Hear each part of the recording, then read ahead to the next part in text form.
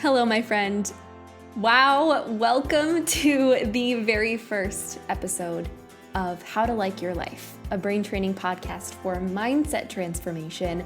I'm Emilie. I'm a brain training specialist and a hypnosis practitioner, and I'm here to teach you how to harness your own inner strengths using the magic and science of brain training and self-hypnosis so that you can rewire your brain, change your life, and actually like more of your life. Let's get started.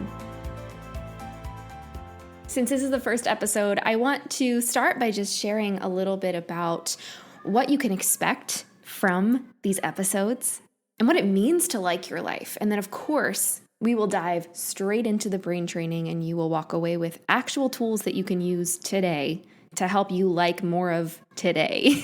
And that kind of brings me back around to the point of this podcast. I'm a practical person. I don't like to think about things in theory and then not know how to actually apply them. And I think that a lot of the self-improvement and mental health-based podcasts out there, while they have really important and amazing discussions, don't necessarily give you something tangible that you can implement into your life to embody these theories and embody the changes that you are trying to make by seeking out this information, right? So in this podcast, How to Like Your Life, the emphasis is on the how. With every discussion that we have, every theory that we talk about, you will leave with science-based implementable tools that are not that hard, but can have a really, really amazing impact to help you have better days and like where you are and like yourself and work towards your goals and feel better. And that's the point of all of this, to feel better now. I hear so many people saying the phrase, I'll be happy when I fill in the blank, reach my goals, make $1 million, finally meet my dream partner, have kids, pay off my debt, etc., etc., etc. It's always, I'll be happy when, and not, how can I feel a little better now? And liking your life is far more than just being happy, because that's one human emotion, and we are complex beings. And I think it's essential that we honor every emotion and experience that comes up. So sometimes liking your life could be happiness or joy. In other times, it could be finding comfort or a sense of groundedness in the midst of something hard. It could be embodying a sense of calm strength as you're facing a challenge head on. It could be finding a deep sense of bravery as you try new things and show yourself what you're capable of. It could be enjoying moments where you feel cozy. Liking your life is not about pretending that everything is wonderful. Liking your life is not about acting like we don't have challenges, because we always will.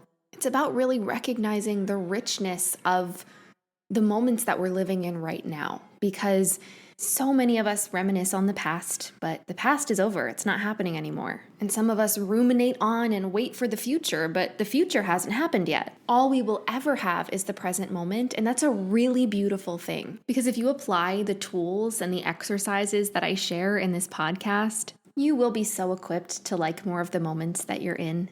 And in the moments that are hard, you'll be more equipped to feel as okay as you can. You'll learn to like yourself and trust yourself and celebrate yourself so that you feel good more often. So let's talk about how you can start doing that today so you can feel better sooner.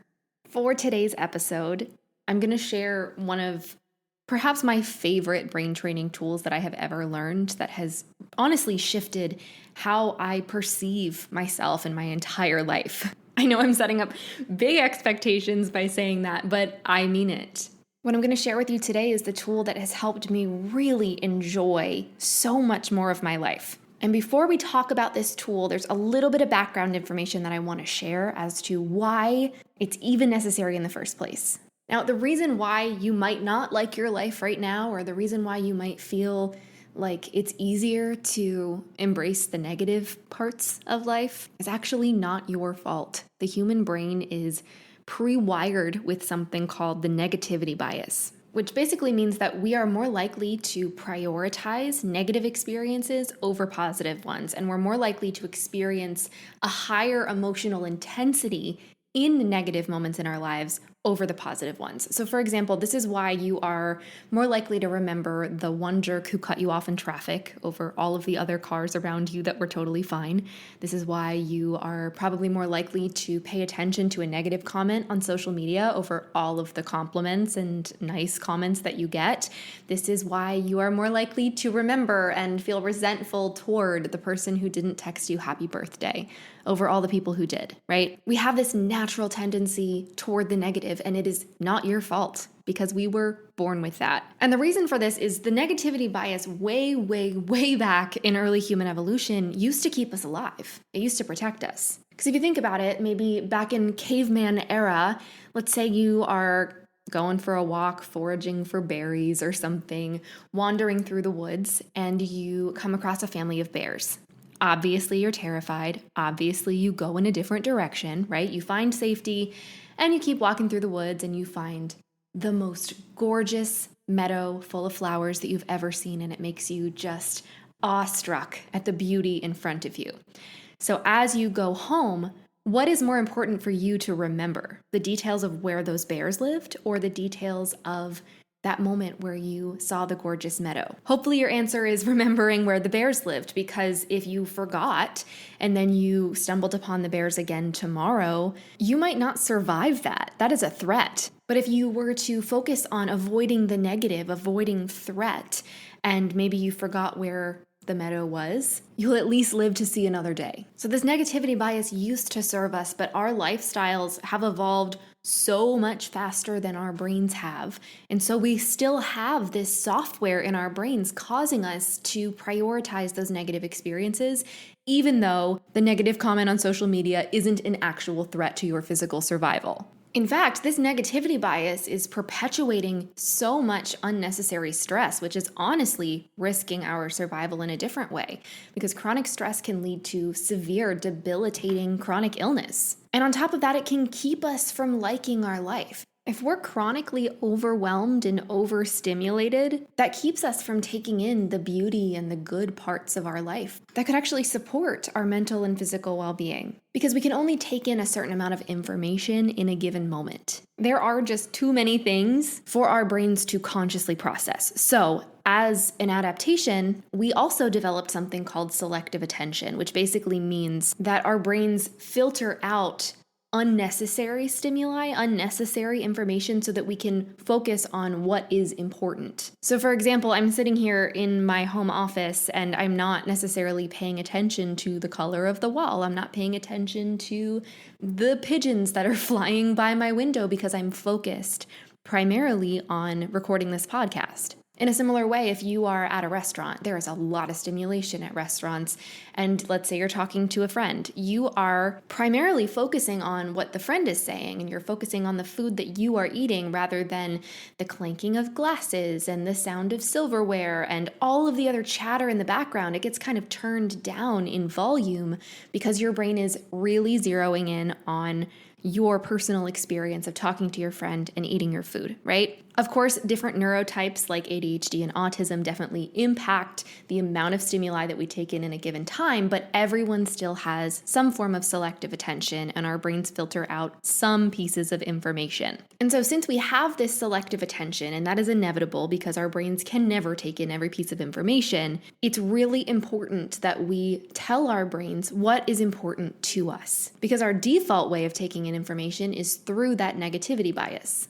If you look at it this way, let's say selective attention is kind of like a camera. Like no matter what, you are going to be looking through some kind of lens that will limit the amount of information you can absorb in a given moment. Then the negativity bias is the lens that is put onto the camera by default. And so the key to undoing this and really taking in more experiences that are actually supportive to you is to use your focused attention to tell your brain what matters to you and what you actually want to notice. And so without further ado, this small but mighty tool is something called installation. It's something that you probably have intuitively done in your life, and it was systematized into a practice by Dr. Rick Hansen. And in a nutshell, it's basically the practice of amplifying the positive experiences that come your way using a combination of mindfulness and gratitude and focused attention to teach your brain that those moments are significant to you, to teach your brain to hold on to and actually enjoy the good stuff in your life more than you typically would.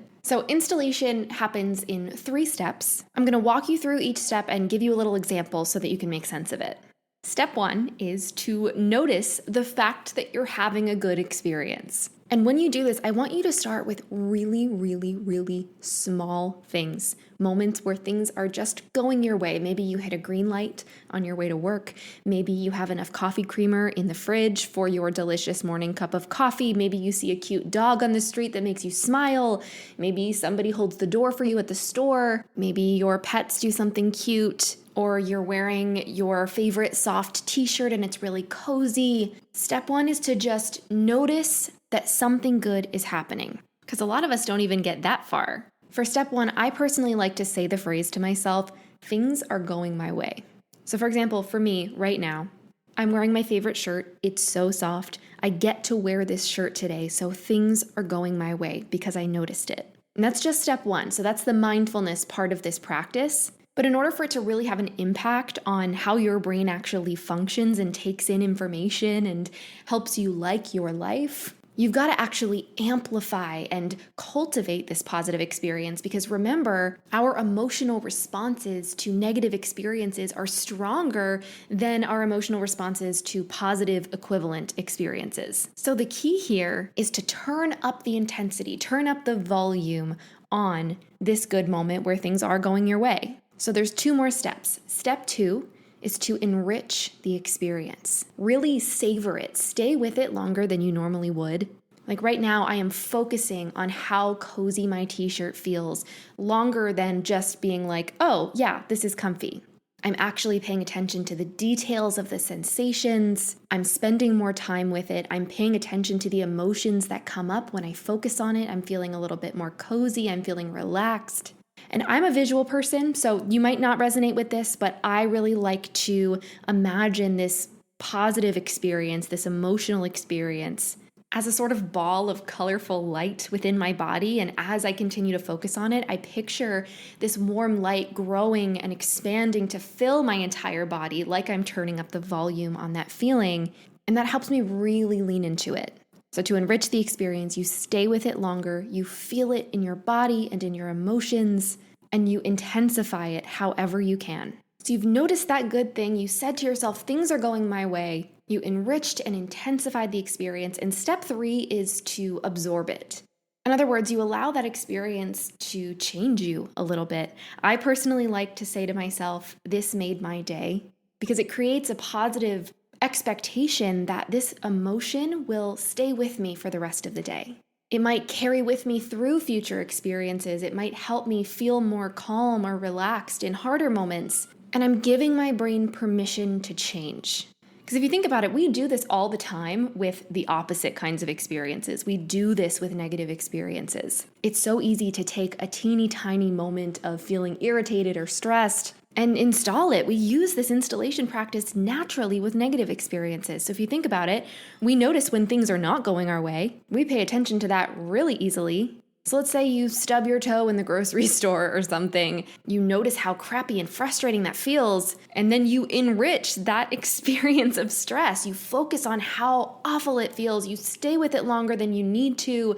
You really hold on to the emotional experiences, and you get more and more and more overwhelmed by it, right? And how many times have you had a little annoyance in your life and you've said to yourself, ugh, it is such a bad day. Or, oh my God, this ruined my day. And then that irritation carried with you through the rest of the day. You already know how to do this. So we're just flipping it on its head and using this tactic to help you feel better more often, to help you hold on to the good and show your brain that the good stuff is worth noticing and worth feeling. So you notice it, you grow it, absorb it, you say, things are going my way. You allow yourself to feel it, and then you let it make your day. And what I want you to do is take the teeny tiny moments where things are good for you, where things are going your way in some way, shape, or form, and install them. Of course, if there's big, wonderful, huge, good things happening in your life, definitely install those too. But I want you to start small and show your brain just how many good things there are in your days, in your life. Make it a habit to name things are going my way every time something works out for you. Whenever you have enough toothpaste in the bathroom to brush your teeth, when you have enough strawberries to make your morning smoothie, when you have time to have a morning routine, when the weather is nice enough to go outside, when you're thirsty and you have water and you're meeting your needs, when you have hot water to take a nice cozy shower. You get the idea. Take the tiny moments that normally just pass you by, that we take for granted, and install them and let yourself actually enjoy them. And this is not about toxic positivity. This is not about pretending like everything in your life is great. I do not want you to say to yourself, things are going my way when your car breaks down, if you lose your job, if you don't have enough strawberries in the fridge. It's not the time for that practice. I want to emphasize that this is not about like gaslighting yourself into being happy. This tool is simply to use in the moments where it is true, where something good is happening. And by affirming and enjoying those good moments, it will help make it easier to endure the harder ones, because there is always something good that can help you make your day. I'd like to quickly interrupt this episode to share a bit about how you can make it easier to like your life using my hypnosis app, Dawdle. What you might not know is that every single episode of this How to Like Your Life podcast is paired with a recommended guided hypnosis session on the Dawdle app to help you enhance the practices that we're talking about here so you don't have to figure it out all on your own. On the app, you'll also find tons and tons of full-length hypnosis sessions to help you in so many areas of your life, including relaxation, stress relief, focus, motivation, joy, confidence, health and healing, sleep, getting in touch with your goals, and so much more. There's also a whole library of eyes open hypnosis for you to listen to while you're doing things actively, while walking, while showering. There's also a library of mood shifters, which are practices that are under 5 minutes, designed to help you get out of a stress response fast and feel better quickly. So in this podcast, I'll teach you how to like your life, and on Dawdle, it'll become a very easy task. So make sure to try out Dawdle for free for 7 days, and you can find the download links in the show notes. Now let's get back to the episode. A question that I get a lot when I share this tool is, Emilie, what do I do if there aren't any moments where things are going my way? What do I do if my day actually is crappy? And that is so, so valid. And in the beginning, it can be really hard to find those moments to install. So what I would recommend is giving yourself permission to create a positive experience that you can savor. If those moments aren't happening for you naturally, you can make a choice to incorporate something into your day, even if it's so small, that can help you feel just a little bit better. So maybe make your favorite food for dinner, or deliberately put on your favorite comfy sweatshirt so that you can enjoy it. Or when you're washing the dishes, make sure to set the water to the perfect temperature so that you can actually enjoy the feeling of the water on your hands. If you're having a hard time with finding those experiences that are good, you can create them. That could also be as tiny as choosing to take 3 deep breaths and really enjoy what that feels like, or choosing to give yourself a hug and install it. Give yourself that hug and say, things are going my way because I'm giving myself love right now. Breathe into it, enjoy the coziness of it, and let that inform how you feel in future moments. And the coolest thing about this practice is that the more you do it, the easier it gets, and the more you will end up just finding yourself noticing good parts of your days naturally.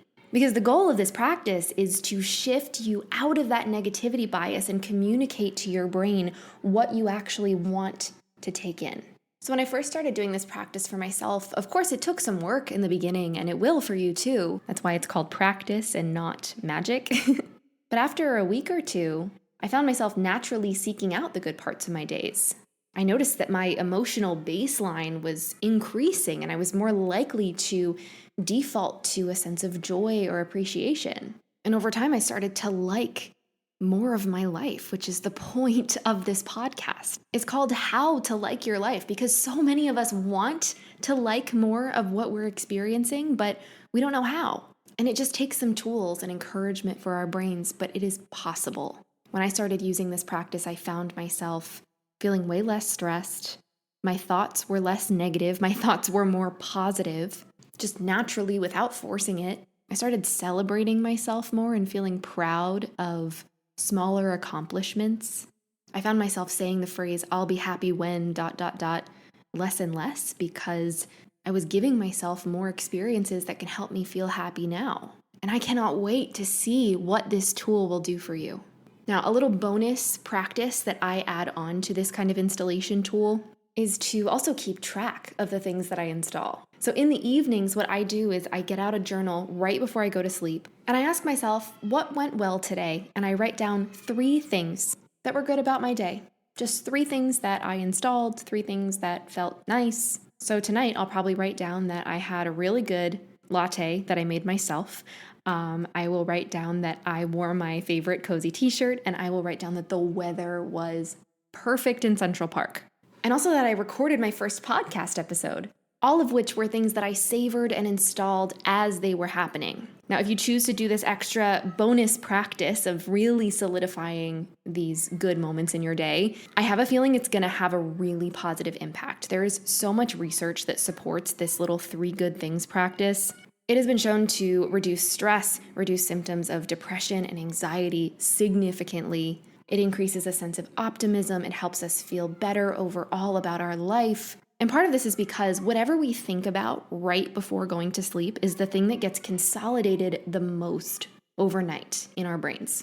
Consolidation is just information that sort of sinks into the way that your brain naturally functions. So if you're thinking about how terrible your day was as you're drifting off to sleep, of course you're going to be more stressed. But if you instead write down 3 things that went well, 3 things that you installed, it's just going to solidify the impact of those moments even more. And all of this work is going to help you cultivate the belief that you are actually worthy of liking your life now.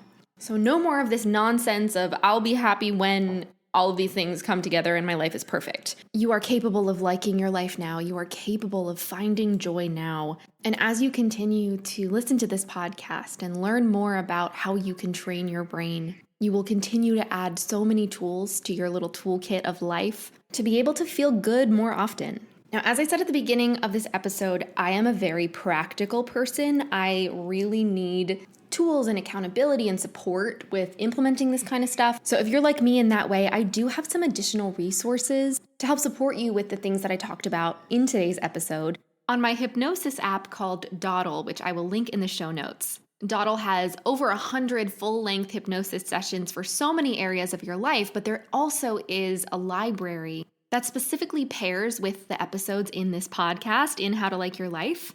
So with every episode that comes out, there will also be a paired hypnosis session that you can listen to each day, in addition to a little summary of the tools that we talked about and suggestions for how to implement it into your life. So make sure to download Dawdle. It'll be linked in the show notes, and you can try it for free for a week to see how you like it. I'm so proud of it, and I'm so excited to be able to pair these teachings from this podcast with something practical that you can listen to every day. And if you want more specific guidance from me to really deliberately retrain your brain, to change your brain's response to stress, to increase your access to joy, to boost confidence and celebrate yourself and work towards your specific goals, I do host a 6-week masterclass called Hypnotic Empowerment.